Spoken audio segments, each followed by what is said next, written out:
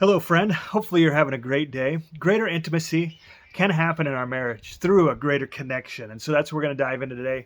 10 different ways in which you can connect with your spouse. Some of these will be physical, some emotional, and some spiritual. You don't need to do them all, but these have worked in my marriage, and hopefully, they work in yours.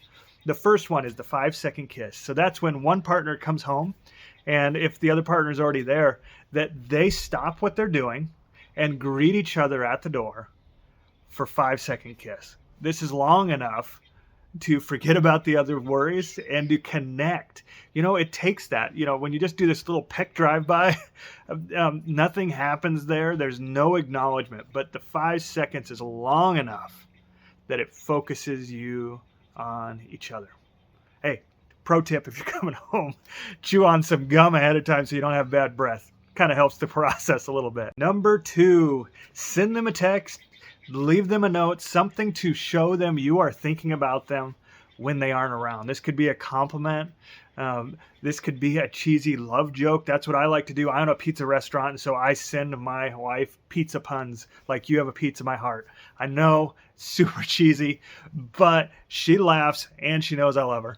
And so those are some things we can do just to remind them and connect with them even when they're not there. Another thing you can do to connect with them when they're not there. So number 3 is to pray for them.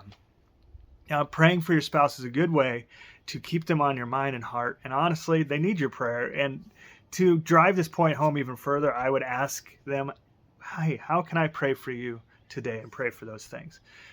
Praying together is another good way of connecting together spiritually.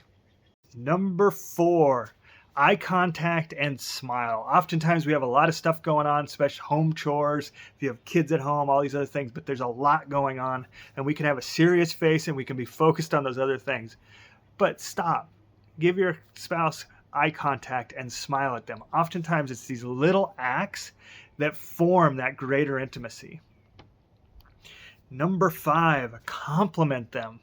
Think of things that you love about them. I know at times we can get so focused on the things that we do not like, that can take over our mind, but complimenting them, verbalizing it to them, writing it to them, both is good for them and good for you because it focuses you on the good things. Because I assure you, there are good things. You wouldn't have even married them if there wasn't.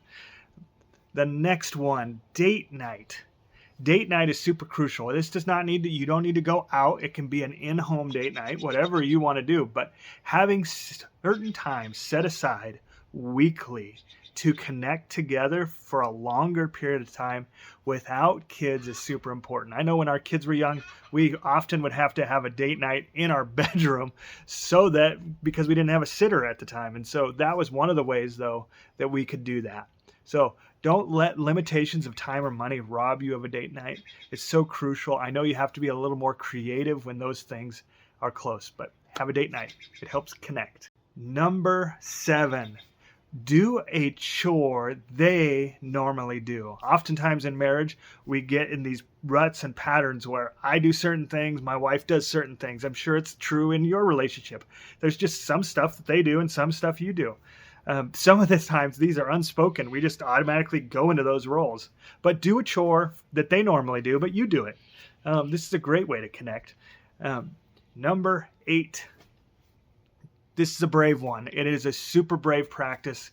And so I know that it might be a risk for you. But ask them how you could be a better husband or how can you be a better wife. Oftentimes we forget that we have areas we need to grow.